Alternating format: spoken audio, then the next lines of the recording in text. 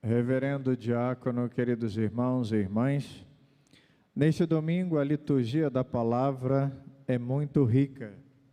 No Evangelho de Mateus encontramos o tema da conversão, do seguimento a Cristo, do reino dos céus e os seus sinais. Já na primeira leitura do profeta Isaías traz o tema da luz, da alegria. E a segunda leitura de hoje, da carta de São Paulo aos Coríntios, o tema da unidade, entre justamente aqueles que seguem a Cristo. Portanto, as leituras querem ser uma síntese, também um itinerário para a nossa vida de fé. Vejamos alguns pensamentos.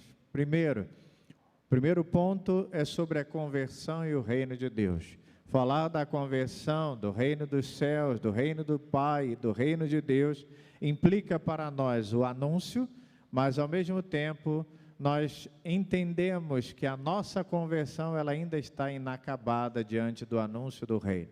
Então, sobre o reino, o Evangelho contém aqui uma síntese da pregação e da atividade apostólica de Jesus e também da sua narrativa vocacional.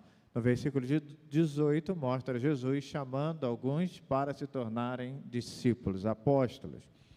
O anúncio importante de Jesus no Evangelho hoje está no versículo 17, quando ele diz: convertei-vos, porque o reino dos céus está próximo.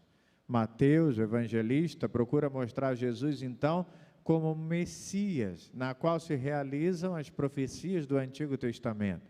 Cumpre-se aqui a profecia de Isaías, na primeira leitura, quando está escrito: o povo que andava na escuridão viu uma grande luz. O Cristo é essa luz que vem iluminar os povos, os corações dos pecadores. Por isso, a Galileia será o cenário de toda a revelação luminosa, até porque a Galileia dos pagãos, a Galileia dos gentios, é de fato o lugar desse anúncio. E é nesse contexto que Jesus começará a sua missão, a transmissão e o anúncio da Boa Nova. Amados irmãos e irmãs, não se fala simplesmente do anúncio hoje do reino, mas manifesta-se aqui que o caminho da conversão é uma tarefa sempre inacabada. O homem velho, pecador, está sempre lutando, a luta da busca da conversão, da reconciliação com Deus é diária. Todos os dias da nossa vida devemos buscar a nossa conversão. Desistir nesse caminho, jamais. O importante é confiar sempre na palavra do Senhor. O segundo ponto dentro desse cenário é a vocação cristã. Jesus em Cafarnaum, nesse evangelho, chama 4 pessoas: Pedro, Tiago, André e João. Estes são pescadores de peixes e se tornarão pescadores de homens. O texto diz: segui-me e eu farei de vós pescadores de homens. É impressionante a personalidade de Jesus. Por exemplo, o que motivou Jesus a chamar esses homens? Por que ele escolheu esses 4 ou essas duplas de irmãos? O que pensava Jesus naquele momento? Será que ele não tinha consciência que um dia Pedro ia negá-lo, João iria manifestar o seu amor, que os outros apóstolos iriam abandoná-lo? Surpreende também para nós hoje a resposta imediata dos vocacionados, que nos lembra um pouco a dos profetas. O versículo 20 diz: eles imediatamente deixaram a rede ou as redes e os seguiram. Este chamado, queridos irmãos e irmãs, é um sinal hoje para todos nós. Na nossa vida há um chamado pessoal de Deus para vivermos a nossa fé. E se você hoje não teve ainda o seu chamado com Jesus, o seu encontro com Jesus, procure ter, porque quem encontra o Senhor jamais o abandona. Portanto, a vocação é uma vocação que precisa ser vivida. Vivê-la não é ser escravo da igreja, nem carregar um fardo nas costas. É uma vocação que ilumina a nossa vida, o nosso interior, a nossa família, o nosso mundo profissional, o nosso mundo social. Por quê? Porque Cristo é a nossa salvação, Cristo é a nossa luz, e por isso seguir Jesus, segui-lo, é a solução de todas as coisas. O terceiro ponto é a imagem da unidade da igreja, presente na segunda leitura. A comunidade de Jesus, queridos irmãos e irmãs, não é uma comunidade de perfeitos ou impecáveis.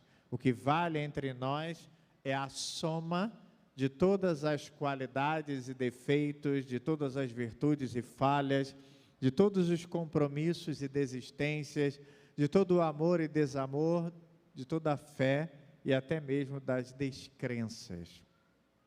Não existe uma comunidade perfeita. O que existe é uma comunidade que cresce como família em torno da palavra de Deus, lutando e buscando a conversão para responder prontamente à sua vocação ou chamado de Jesus.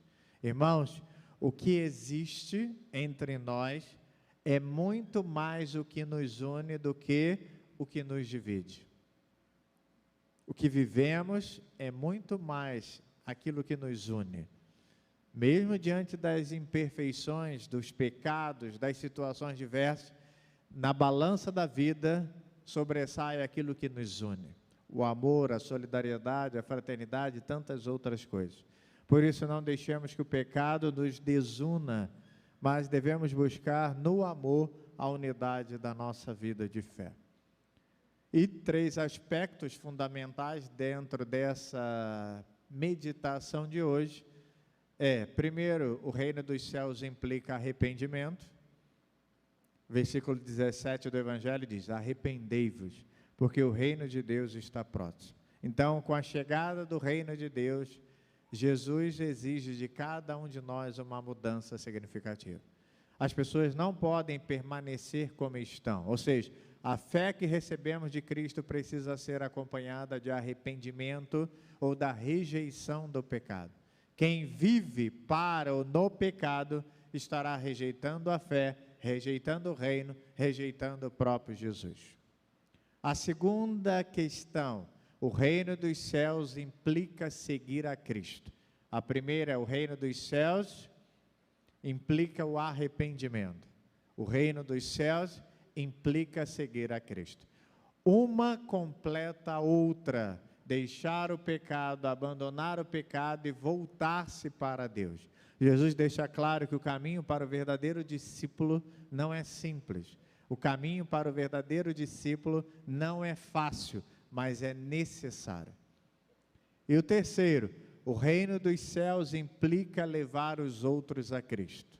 O primeiro, o reino dos céus implica arrependimento, o reino dos céus implica seguir a Cristo e o reino dos céus implica levar os outros a Cristo.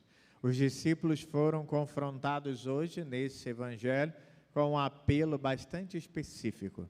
O texto diz: eu vos farei pescadores de homens. Jesus não queria simplesmente que eles o seguissem, mas que eles levassem os outros a fazerem a mesma coisa. Enquanto, queridos irmãos e irmãs, eram pescadores, tiravam os peixes para alimentar os seres humanos. Mas agora, enquanto os discípulos do Senhor tirariam os humanos, os seres humanos, das trevas, da escuridão e da morte para receberem a vida. E é esta a nossa missão hoje. Ao sermos chamados pelo Senhor, devemos assumir a nossa vocação e fazer com que essa boa nova seja transmitida a todos os corações. Por isso, a nova rede é o anúncio do Evangelho. Não é mais aquela rede que pega os peixinhos no mar, não. A nova rede hoje transmitida pela liturgia é o anúncio do reino, o anúncio do Evangelho. Ao anunciarmos o reino dos céus, ao anunciarmos a boa nova do Senhor, estaremos lançando as redes para conduzir as pessoas ao reinado de Jesus.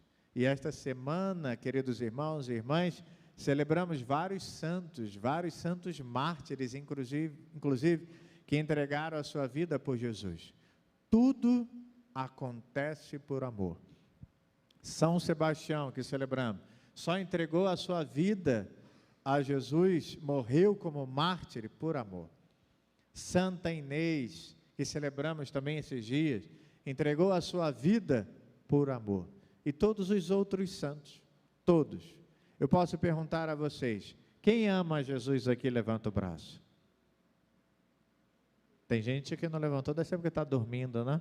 Aproveitam às vezes esse momento da homilia para tirar um cochilo, né?